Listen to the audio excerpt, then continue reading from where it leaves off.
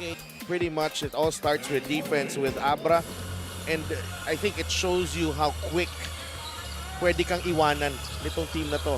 You know, you think you're in the game with ABRA, but it only takes a couple minutes, 2-3 minutes, and then they're, you know, out of sight. Even against really strong teams like CALOOCAN. Dave Ildefonso is the lone guy in double figures with a total of 16 points. And also for ABRA, they took advantage of CALOOCAN getting into the penalty early in both quarters. And they're perfect at the line so far, 11 of 11. And nakita natin ganado yung CALOOCAN to start this game. They were very, very motivated. It looked like, you know, kaya nilang sabayan itong ABRA. And then those two stops galing kay Batino and, you know, triggering that run ngayon has led this advantage to 11. Inside they go. Bonsubre can hit that jump shot. Marwin Taiwan joined by Jeo Chu, Mike Ayonayon, Dave Ildefonso, and Simon Camacho. Ildefonso, tough shot. Boy, defense draped all over him but managing to make it anyway. Well, repetition is key para kay Dave Ildefonso. That's a shot that he's worked on for so long, especially off the curl. Ildefonso matching his season average of 18 points. Already. Yeah. And we're just, instead of a quarter, more than a quarter to go. And that's where he is very dangerous. Dun sa mid-range, sa may nail. Yeah. Near that free throw line. Sanga pulls the trigger.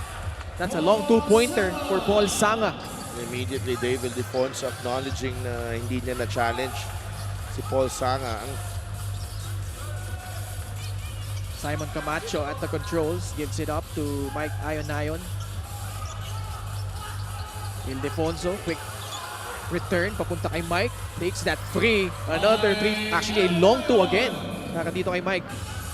And see how these two superstars work together. Ildefonso feels like Ayonayon's due to get that ball and get his offense going. Binigay niya kaagad. 13-point lead para dito sa ABRA. 50-37. Tayong Tong, mid-range, automatic. It's all about, really for ABRA, yung, you know, developing that trust and chemistry among the players. Yung camaraderie nila. The talent obviously is there. Hindi natin matatawaran itong talent itong team na to. So, yun yung pasa agad ni Dave Ildefonso kay Mike Ayonayon and Marwin Taiwan. Says, I have to get my share of the limelight as well. At pagkakataon dagdagan ng kanilang kalamangan. Klase yung bilis ni Marwin Taiwan. Just that little jab step to the left. And then the attack to the baseline. And it was actually on his weaker right hand. But nonetheless, he completes the three-point play. Let's go courtside to Miss Gianna Lianes. Kung isipin natin ang trabaho natin at focus tayo, madali lang natin gawin.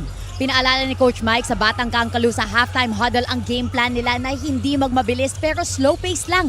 Binanggit ni Jeremy Cabanag na sa second quarter, pag nakakashoot ang Weavers, nang mamadali sila makabawi which causes turnovers. Masyado rin daw sila madribble sa opensa na nakakalimutan nila ang quick passing where they're able to convert.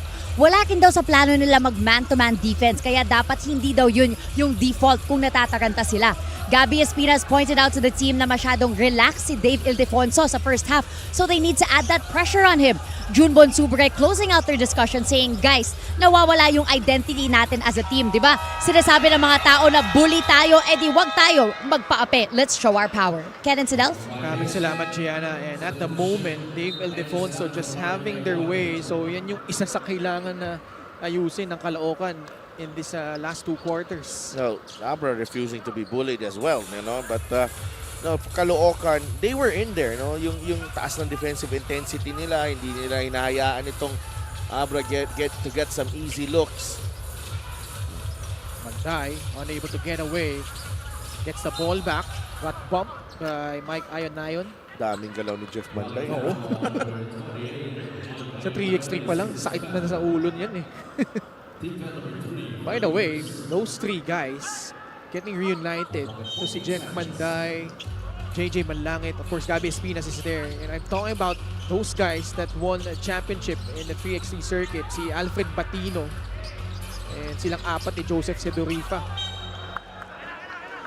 Bitawan ni Bonsubre doon. Turnovers also something that Caloocan has to be wary of. And usually dito sa third quarter, dito pumupukpok yung ABRA. We saw that in their home games against Pangasinan and Quezon where they were just able to pull away by capitalizing on those miscues by their opponent. And wala pa nga doon sila Mike Ayonayon, sila J.O. Chu nung game na yun. Yeah. J2 though, air balls that jump shot. Bola babalik sa panig ng Caloocan. Kabanag comes in, replacing Jeff Manday. Only 2 points so far para dito kay Jeff Manday. He has not taken a lot of shots. Jeff Manday, only 3 attempts. Pero meron siyang 5 assists. And 0 turnovers. Joko losing it. Another one galing dito sa Caloocan. 12-point lead, 53-41. Almost 4 minutes gone by here in the third quarter. Camacho na magbababa para dito sa ABRA laban kay Romel Calahat. Camacho only had 3 points in his debut para dito sa ABRA. Ildefonso sets his feet. Off to the left ang kanyang tira sa labas. Kabanag using that pick, pulls up and drains in that mid-range jumper. May have been fouled as well. Jeremy Kabanag. Mike Ayonayon gives it to Serrano. He attacks, bounce pass inside. Camacho can't finish. Serrano, the push shot, wala pa din. At bola ay mananatili sa panig ng ABRA.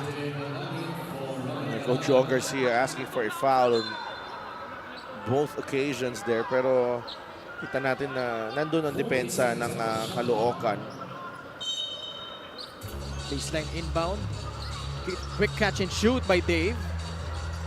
Hasn't been really successful in the last trips from beyond the arc. 53-43. Kabanag for 3. No. You know, David Ildefonso shooting just 2 of 7 from beyond the arc. Serrano. The cross got bumped. 2 shots coming up for Encho Serrano. The great thing about this ABRA team now is that they have the luxury. Kung hindi maganda nilalaro ni Encho, nandun si Dave.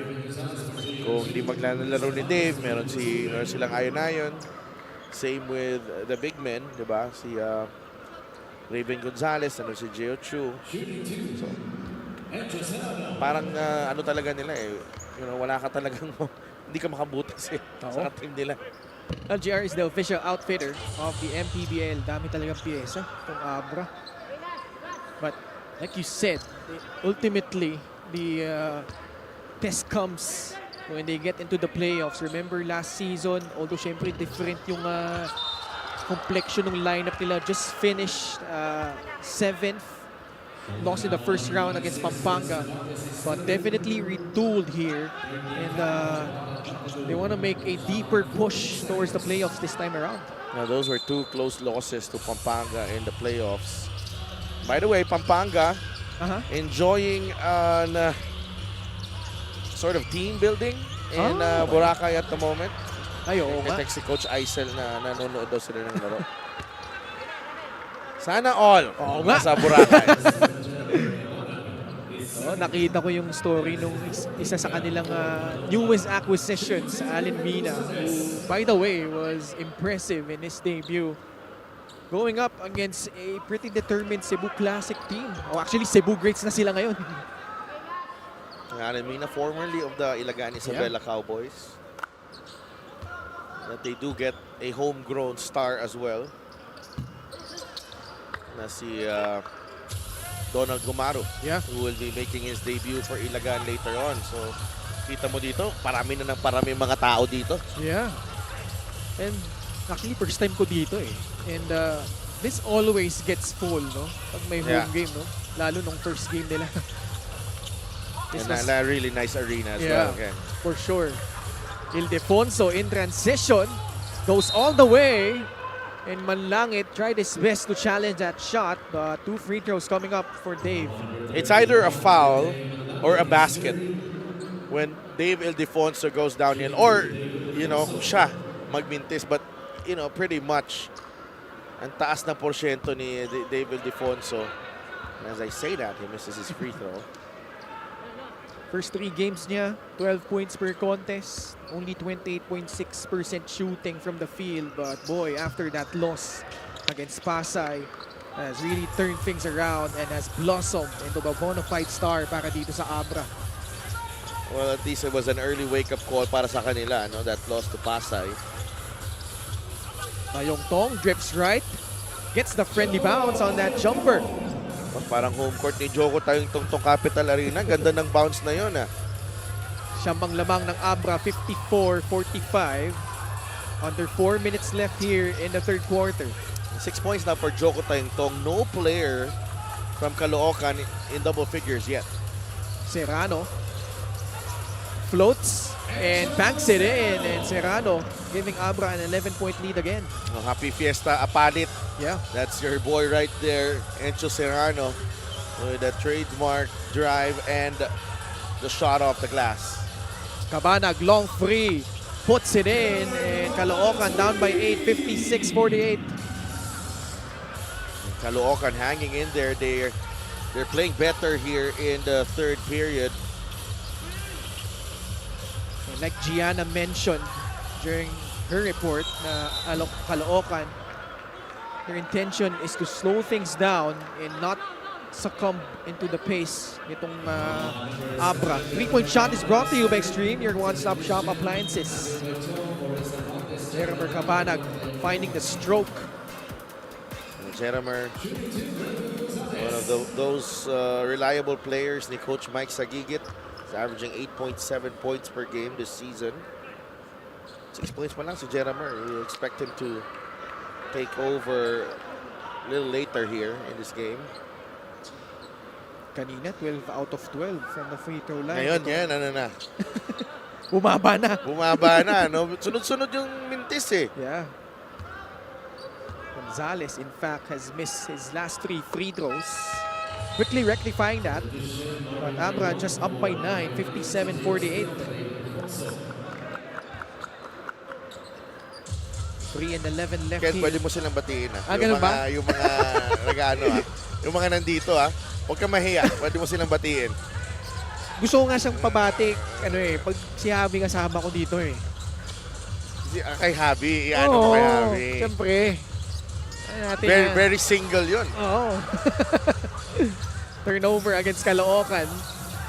Pagkakataon para sa mga nakaputi to re-establish a double-digit advantage. Taiwan. Laban kay Manday. 9 on their shot clock.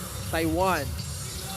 Great pass. Gonzalez doesn't get the bounce, but follows up his own miss and scores. Not sure about Bei Chong there on how he was trying to help out on that drive. Manday had it covered. Nakakuha tuloy ng opportunity si Raven. Ngayon na foul. Mayroong foul na pinito naman laban dito sa ABRA. Last foul to give for the Solid North Weavers. This was Raven Gonzalez who missed on that flip shot.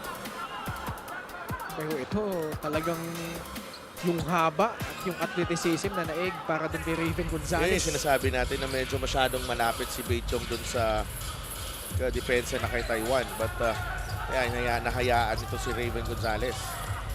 Mabanag bouncing out on that shot. Serrano with a rebound. Asking for a clear out laban dito kay Josh Flores. Toss over, Serrano draws contact and will head to the line for 2 more shots. And Encho using that crossover to set up his one-handed push shot na pabanda. Favorite move in his bag. Si Encho Serrano, we do know that he has a lot of moves in his bag, pero isa yan sa mga paborito niya at bread and butter ni Encho Serrano. Oo. First free throw for the two-time champion here in the MPBL, Encho Serrano. Unang kita ko kahapon. Tripit. Umaga na sa akin. Tripit. Talaga, ah. Gustong-gusto ng tripit ng batang ko. Special deal from 1xBet. Scan the QR code and claim your special offer. At kaabang-abang sigurado yung matchup nila, no? Against Pampanga down the road. Di pa sila naglalaban eh. Pwede pa, pero mauuna ang Nueva Ecija on Nueva July Ecija 12. muna. They will travel to Palayan City just roughly 3 weeks from now. They need to face Valenzuela before that game. Manday. Bagsak si Baitiong at si Taiwan as Jeff Manday able to score. Taiwan is still down on the floor. That was a hard fall. Pero mukhang okay lang naman si Marwin. Much needed basket for the Caloocan Batang Kangkalu. 1 minute and 25 left here in the third. It's Jeff Manday. Pero ito, on the left side, kita nyo bumagsak. Masakit yan, tumama sa tuhod eh. Pero Taiwan is gonna shake it off. Alam natin na matibay yung batang yan. Yeah, tough as nails, Marwin Taiwan. Going up against Irvin Palencia. Taiwan, wow, pulls up and kissing it off the glass and in. Marwin Taiwan giving ABRA a baker's dozen lead, 63-50. A minute left here in the third. Cabanag gets in the paint. Layup does not go, but a foul called on ABRA. Another minute left here. Coach Yong Garcia seeking their 14th straight victory dito sa ating liga. Cabanag will shoot to the line. Also a slow start to the season. No, he was hampered by an injury. Ito si Jeremy Cabanag, but has come back and really contributed very well sa team na to. 19 points in the last game against Manila, 13 in the third period. That was a really more of a done deal early on. We saw his season averages, but actually under Coach Mike Sagigit in his last 6 games, 11.3 points and 1.3 threes para dito kay Jeremy Cabanag. Camacho, oh, can't get it. At bola mapupunta sa Caloocan. Kalahat. Oh, not much resistance on the defense of ABRA that time. Well, it was Camacho who was back dun sa kabila. No, nobody really in the paint to defend that fast break opportunity. Look at the pressure here by Manday, and he is whistled for the foul. Unfortunately for Caloocan, they are over the limit. Really testing the limits of physicality in this ball game. Fast break of the game brought to you by Extreme Cool Air Conditioners. Ang Extreme Magpalamig free installation for split-type air conditioners. Parang may parting of the Red Sea dun sa fast break. Walang tao eh. Kaya nga eh. Taiwan tutungo ulit sa free throw line. One of the best free throw shooters we have in the league so far. 90% coming in.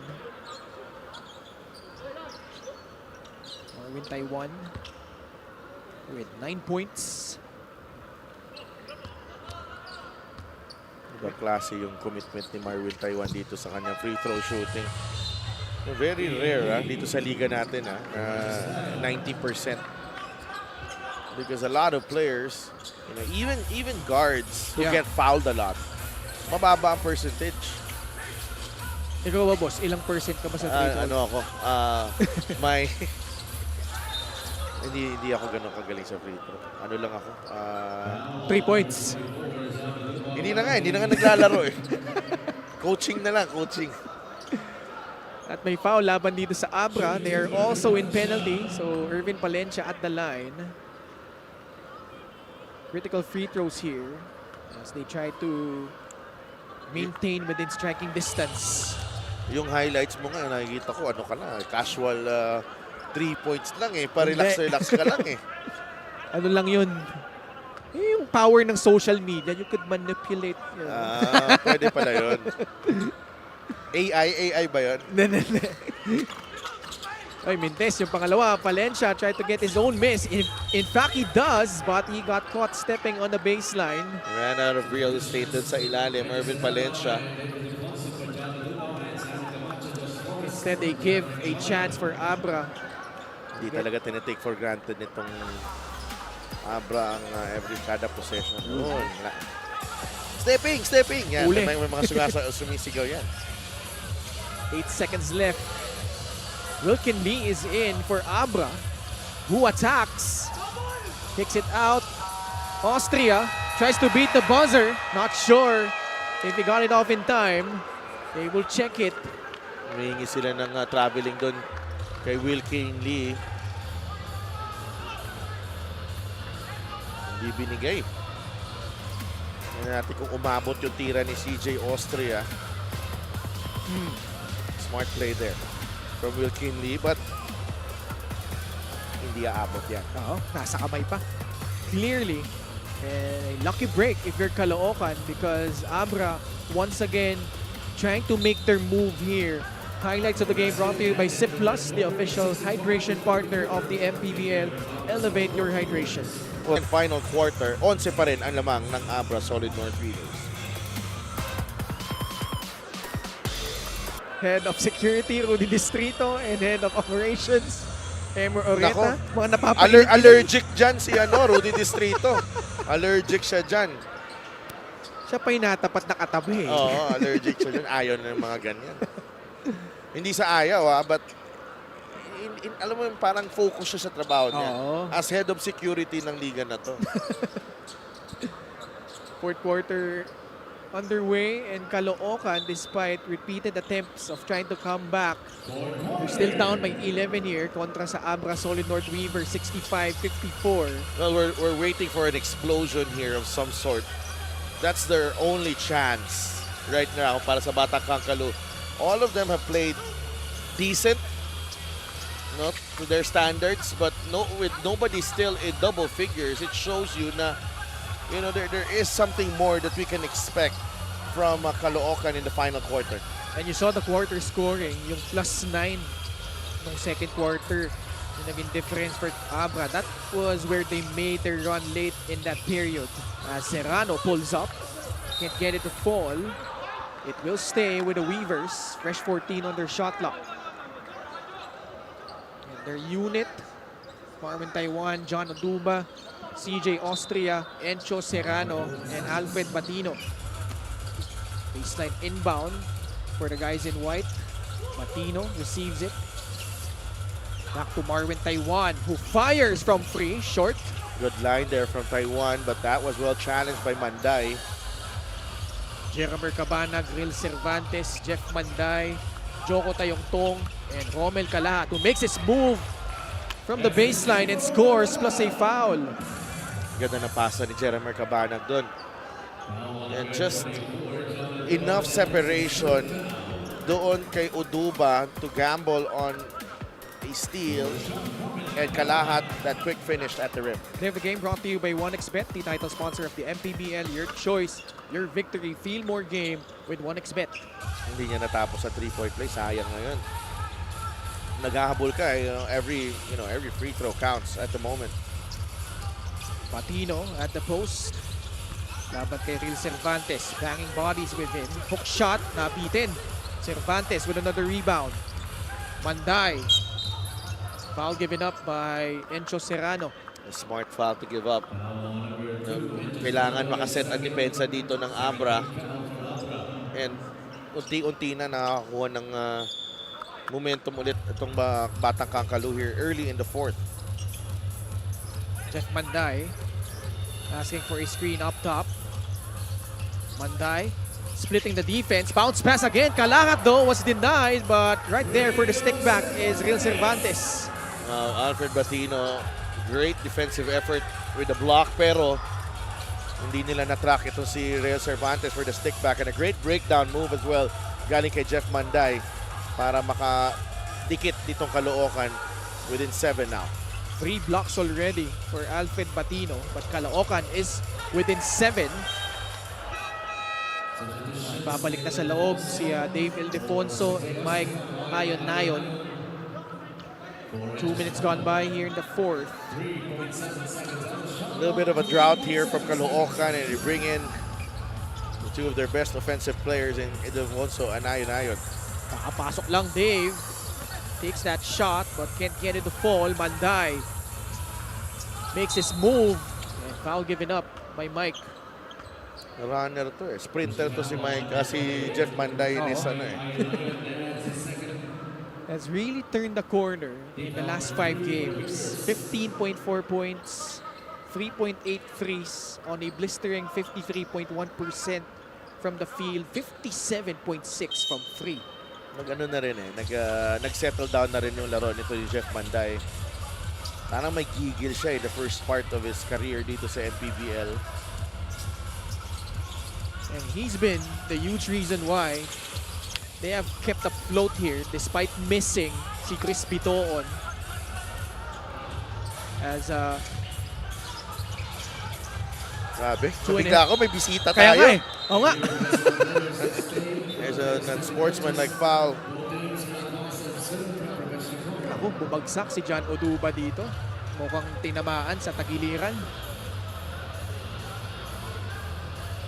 Coach Mike Sagigit, look of concern here. But, you know, credit Caloocan. They've been making their move here to begin the fourth quarter. Ayun. Ayan. Naku. Kalahat. Walang takas yan sa ating mga cameraman. Yeah. Muri mo lang dito if it might get upgraded. And again, I really don't like unsportsmanlike fouls. No, who does really? Yeah. But at this point of the game, kung saan naghahabol ka and you have a bit of momentum, even more of a challenge para sa kupunan mo. Binigyan mo ng problema ang kupunan mo. And I recall, I think, couple of sequences na nangyari na rin kay Romel Calat ito. I think the first game I remember was against Rizal, where James Ingles was caught into a skirmish with one of the players of the Golden Coolers. But apparently, si Romel Calat yung nahuli doon and he got thrown out. Although Caloocan still won that game, but yun yung isa sa part ng development ni Romel. Especially, he's one of the key players para dito sa Caloocan. Ako, I really like Romel Calat as a player. Gusto ko yung toughness na binibigay niya sa kupunan ng Caloocan. Gusto ko yung shot-making ability niya, his versatility. But, you know, he has to do away with those, unnecessary na, decisions sometimes that could hurt his team. 7 minutes and 29 seconds left. This is a lengthy review by our game officials. And they're trying to sort things out here because here's at a crucial juncture. John Oduba getting some quality minutes for Coach Younger. Review. It is a disqualifying foul Because on of a number close 1, twist. Romel Calat. See? Romel Calat Yun out nga of the eh. playing court. Yan yung nangyari sa kanya against Rizal if you remember. Romel Calat, man, please, next time. Hope you learn from it. You've been playing well. You're the first player in double figures here for your team, and you're going on a nice run here to start the fourth quarter. At yun yung masakit, no? Because ito yung nangyari between him and Oduba jockeying for position. Yun, may... Yun yung bigay. Of course, we're gonna see it. Of course, makikita yun. Now, he's put his team in a bind. He's their leading scorer for this ball game. Romel Calat. Oduba at the line. 7-point lead for ABRA. He is going to miss the game against Pasig on July 7th. Na hindi rin madali yan, ha? A very tricky game. Yeah. No passing when they're on a roll. They're really tough to stop. They've proven that against quality opposition to begin their season. But luckily for Caloocan, Oduba muffing both charities, but ABRA will retain possession here. Taiwan will trigger it in, papunta kay Alfred Patino. Cervantes giving him space. Taiwan, baseline drive. Manday shutting him down. And good stand on defense by Caloocan. But a steal by Ayon and flips it up and in. Sorry, miss. Opportunity para dito sa Caloocan. That was crucial. That was big because Manday was looking to push and ready to push that basketball. Instead, kaya sanang itapyas ang 6 points sa Kalamangan. Ngayon, 9 na ulit. Cabanag dealing with heavy pressure against Ildefonso and forcing a travel against Jeremer. I like how Dave is also putting premium on that side of the floor. I think they got a reminder galing kay Coach Yong on that lull before the free throw Buduba to turn the intensity up a notch. Ildefonso, short, Manday with a running start. But ball poked free by ABRA. 3 straight turnovers para dito sa Batang Kangkalu. No call on that drive. Hinampas si David Ildefonso doon. Manday fouled by his former teammate, Alfred Batino. Hinataw eh. Oo, walang tawag.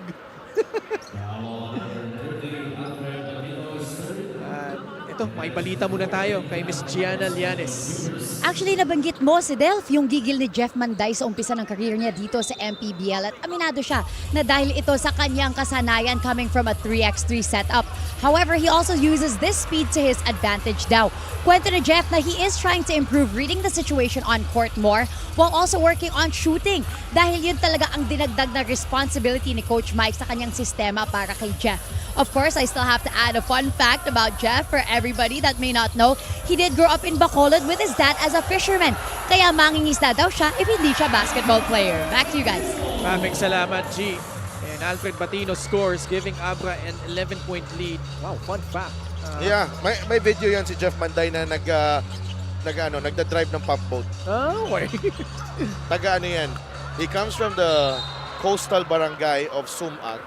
That's where the beaches are in Bacolod. Medyo further south yan sa Bacolod. Malapit na yan sa Bago City. Bago City, of course, is the boxing hotbed. Oh, okay. Yan. Pero habang pinag-uusapan si Jeff Manday, lumalayo itong ABRA. Oo, tumatrabaho sa ilalim si Alfred Batino, getting a start tonight for the Weavers. Cervantes missing on that free throw. 5:42 left here in the fourth. Caloocan just can't seem to get to within a striking distance here. Free throw of the game at sa atin Extreme Appliances, ang subok at kumpletong appliance brand ng Pilipinas. 2 missed free throws. They get the offensive rebound but Manday can't hit the three.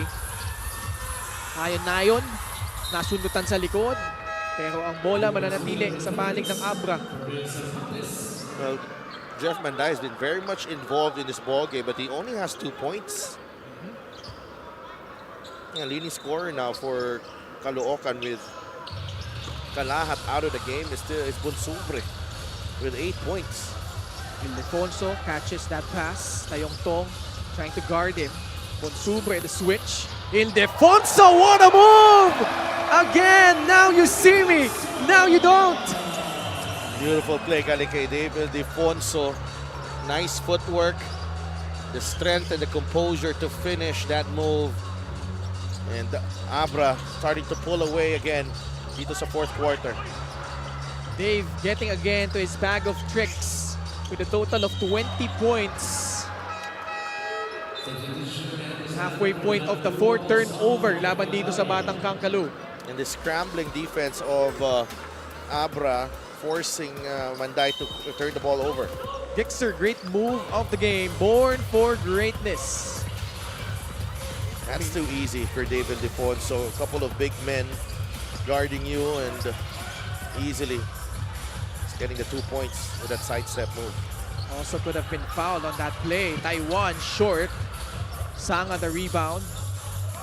Cabanag will push. Jeremer got clobbered on his way up. Caloocan behind by 13 points. First foul against David Ildefonso. Jeremy Cabanag back at the line. And the free throws not working as well para dito sa Batang Kangkaloo.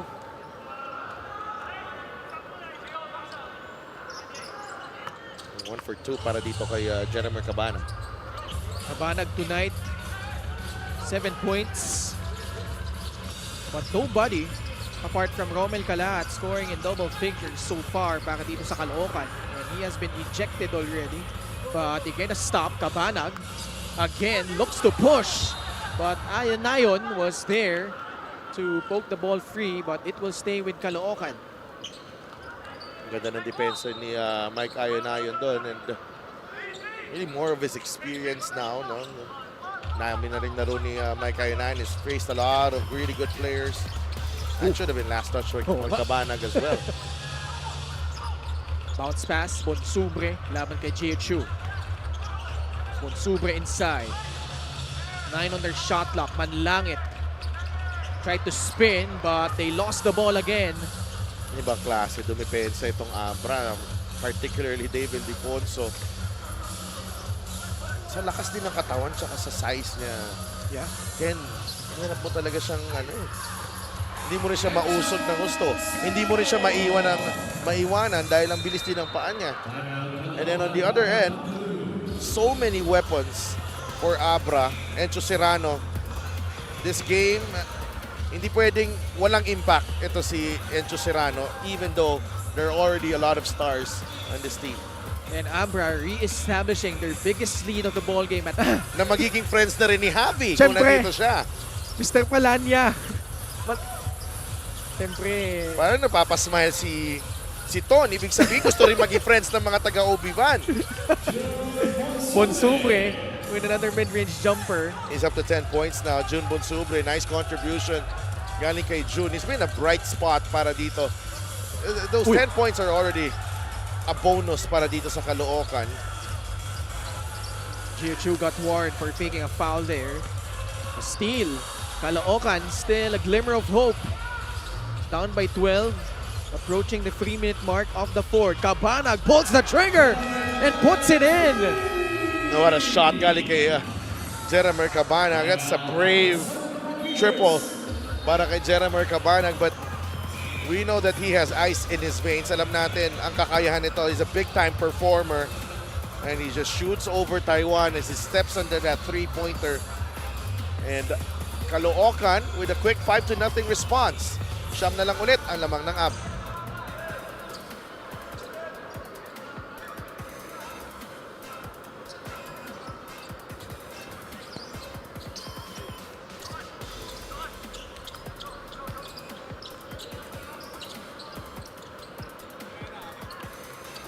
Back with us here inside the Capital Arena in Ilagan City, Isabela. First game of our doubleheader. Grabe si Jun Bonsubre. Talagang tinawag pa ako eh. Parang pinaramdam sa akin na may 10 points. Okay, makakarating kay Coach Eisen. Again, the signature shot though by Encho Serrano keeping Caloocan at bay. It's 75-64. So many weapons on this team right now.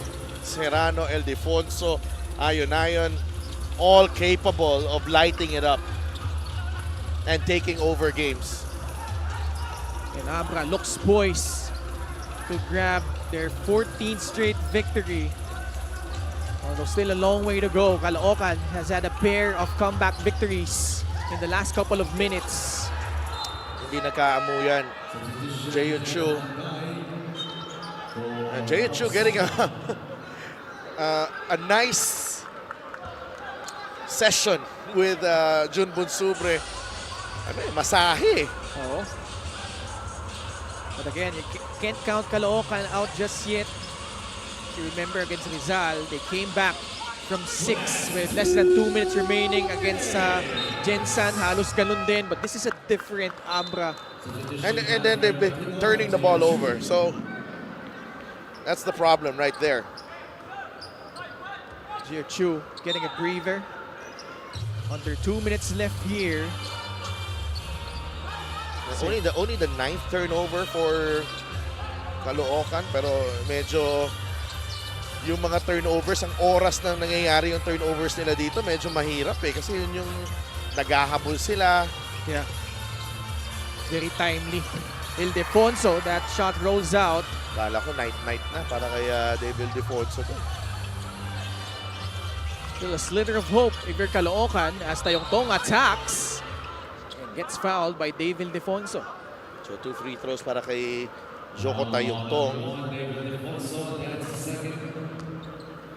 Boy, this run by ABRA, especially yung 13-game winning streak, winning by an average of 18.8 points during that span. This is now it's a franchise record, by the way, for the ABRA Solid North Reavers. Pangalawang season na nila dito sa liga natin. The turnover in the roster, you know, yung pagbabago, the chopping and changing in the lineup over the past 2 seasons, you know, all for a championship. And you know, Kong Mayor JB Berrios, I think may have found the formula here. Oo. So sabi ni Marquis sa akin, no, kulang pa daw. It's not kulang pa siguro ng oras together for this team. And that match against Nueva Ecija in Palayan City should be a fun one. July 12, mark your calendars. Serrano, 66 seconds left. Shot clock winding down against Bonsubre. Will not count. Still in his hands when the shot clock expired. Coach Mike sues for time with 59 seconds left. And ABRA just looking poised to add on to their impressive winning run.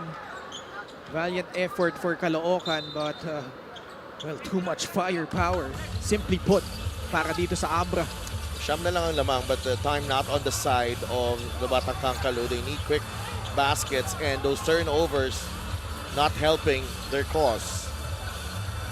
But yun nga, every time there's a chance for them to make their run, that's when the turnovers happen para dito sa Caloocan. Defonso with another 20-point output para dito sa ABRA. Taiwan, too strong. Cabanag clears it for Caloocan. Again, it's Taiwan putting on the finishing touches to this one. They've been sloppy, Caloocan, and such very uncharacteristic at this level itong mga turnovers na to. It's happened twice.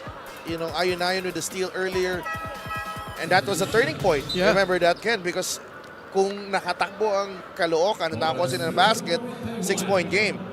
It became a 9-point game again. And then here, you know, pretty much the story of their game today. Pang 4-point swing yung nangyari dun eh. And you know, it doesn't really help for Caloocan. They've been missing the services of Chris Bitoon for almost 2 months already. Well, he's coming back in a couple of weeks, I think, Chris Bitoon. So that's something that they badly need. They will miss Romel Calahat in the next game. Yun pa yung mabigat. Not ejected. You've just tuned in. And he committed a disqualifying foul after throwing what was perceived to be a punch against John Oduba. Meanwhile, ABRA, just another day in the office and successful again. Just the second game with their newest acquisitions, Mike Ayonayon, Simon Camacho, and Jeo Chu, as they win this one over the Caloocan Batang Kankalu. David Defonso on this way to leading ABRA to a 78-66 win over Caloocan. Best player of the game brought to you by 1xBet, the title sponsor of the MPBL